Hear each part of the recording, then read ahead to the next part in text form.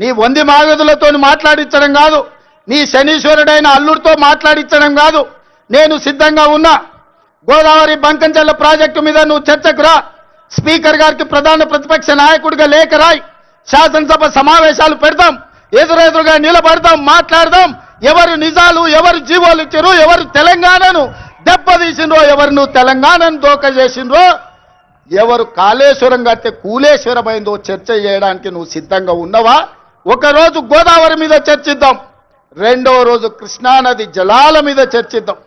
ఉమ్మడి రాష్ట్రానికి ఆనాడు పచ్చావత్తు ట్రిబ్యునల్ 811 టీఎంసీలు ఏకంగా కేటాయిస్తే 811 టీఎంసీలలో తెలంగాణ రాష్ట్రం విడిపోయినప్పుడు నువ్వు పోయి చంద్రబాబు నాయుడు దగ్గర వంగి వంగి సంతకం పెట్టి 512 టీఎంసీలు ఆంధ్రప్రదేశ్ తీసుకోండి, 299 టీఎంసీలు నాకు సరిపోతాయని సంతకం పెట్టింది నువ్వు కాదా?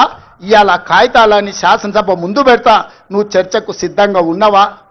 10 ఏళ్లలో ఏ ఒక్కరోజు కూడా కాగితాలు రాసుకొని పంపకాలు చేసుకున్నా 299 టీఎంసీ నీళ్లు ఎన్నడూ వాడలే.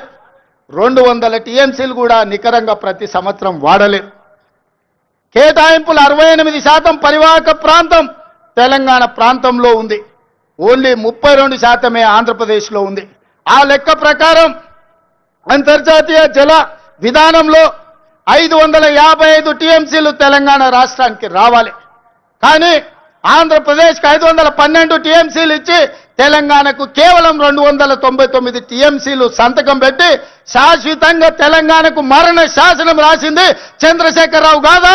సంతకాలతో సహా ఆధారాలతో సహా అసెంబ్లీకి వస్తా, చర్చించడానికి నువ్వు సిద్ధంగా ఉన్నవా అని నేను అడుగుతున్నా. ఆనాడు నువ్వు ముఖ్యమంత్రి ఉన్నప్పుడే రాయలసీమలో ముచ్చుమరి కట్టింది చంద్రబాబు నాయుడు, నిజం కాదా? ఆనాడు నువ్వు అధికారంలో ఉన్నప్పుడే జగన్మోహన్ రెడ్డి ఇదే ప్రగతి భవన్ లో రాయలసీమ లిఫ్ట్ ఇరిగేషన్ కు జీవోలు ఇచ్చి టెండర్లు పిలిచింది, నిజం కాదా? పోతిరెడ్డి పాడు పొక్కను పెద్దది చేసి రోజుకు 10 టీఎంసీల నీళ్లను తరలించకపోవడానికి సంతకాలు చేసి ప్రణాళికలు అమలు చేసింది నువ్వు ముఖ్యమంత్రిగా ఉన్నప్పుడు కాదా? ఆధారాలతో సహా నేను వస్తా, నువ్వు రా చర్చకు. కృష్ణానది మీద మనకు నువ్వు రావాల్సిన నీళ్లను శాశ్వతంగా ఆంధ్రప్రదేశ్కు తాకట్టు పెట్టి తెలంగాణ రైతాంగం మీద మరణ శాసనం రాసింది నువ్వు కాదా? చేసిన తప్పులను కప్పుపుచ్చుకొని మొక్కం జల్లక ఫామ్ హౌస్లో పడుకొని ఇవాళ నీ అల్లుడిని ఊరి మీద వదిలేసి అచ్చోసిన ఆంబోతులాక నన్ను తిడుతున్నాడు. నేనేం చేసినా? నేను వచ్చినాక సీతారామక్క నీటికి 65 టీఎంసీల కేటాయింపులు తీసుకొచ్చిన. ఇవాళ సమ్మక్క సారలమ్మ ప్రాజెక్టు నీటి కేటాయింపుల కోసం మోడీతో కొట్లాడుతున్నా.